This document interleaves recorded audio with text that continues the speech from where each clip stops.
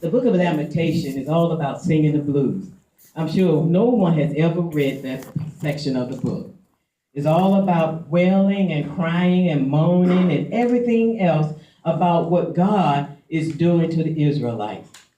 You don't have to stand up right yet. Oh. Okay? Yes.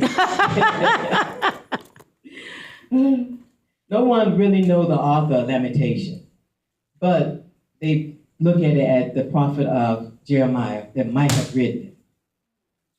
So I just want you to let them know that they was on the wrong path.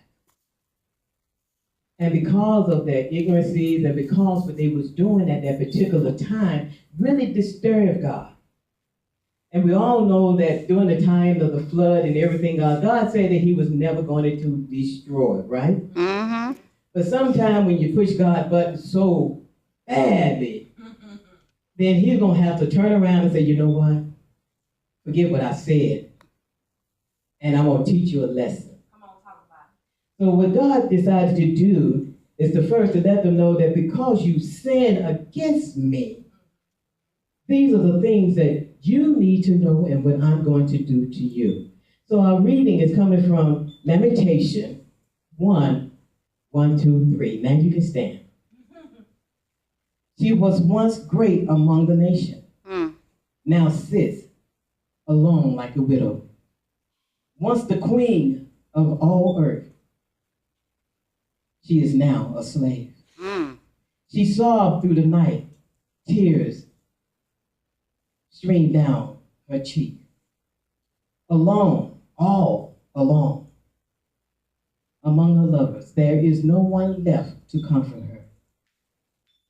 All her friends have betrayed her and became her enemies. You may be seated.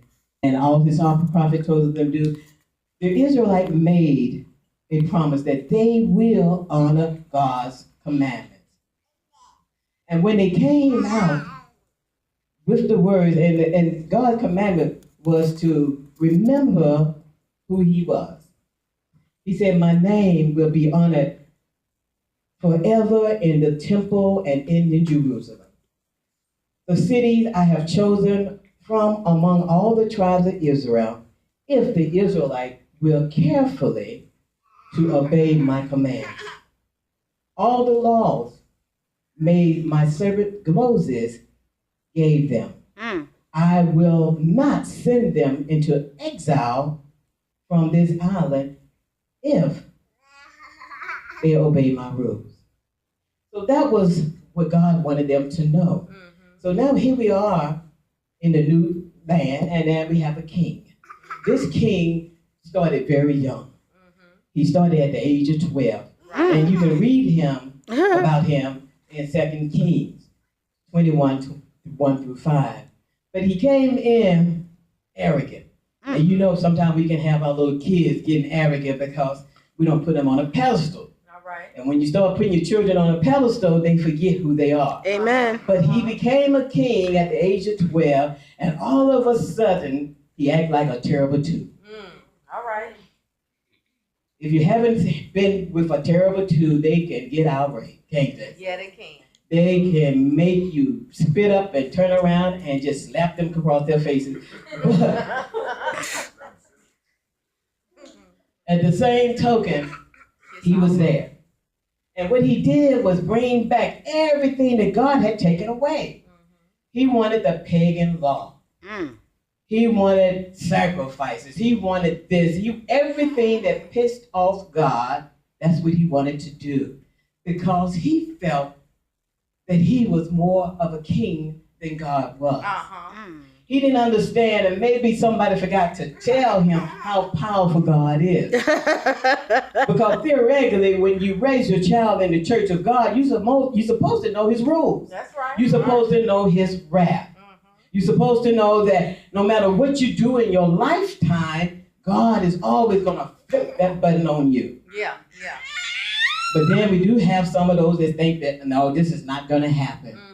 We get our chips on our shoulders, and we think that we can do whatever we want to do when we want to do it. No consequences, no circumstances, no nothing, as long as you get what you want out of life.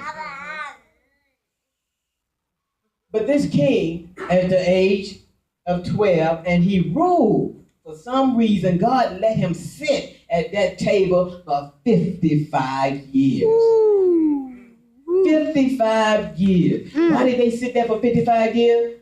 Maybe to see what you're going to do. Yeah.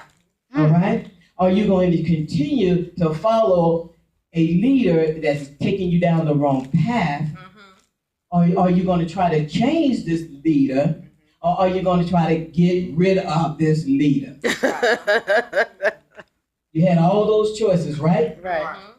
God always give us what? Free will and choices. That's right. To do All right? the right To do decision. whatever we want to do. And if you want to go on one path, he'll let you go. Yeah, he will. But he lets you know the circumstances of that path. And if you want to follow him, he lets you know your riches and everything you seek will be over there. The people, I think, was afraid of this little 12 years old. And it's a shame when a 12-year-old can rule our lives just like that. Yep. And make us do things that we should not do. Y'all say this with me. All right. It's gonna be all right. Y'all cry.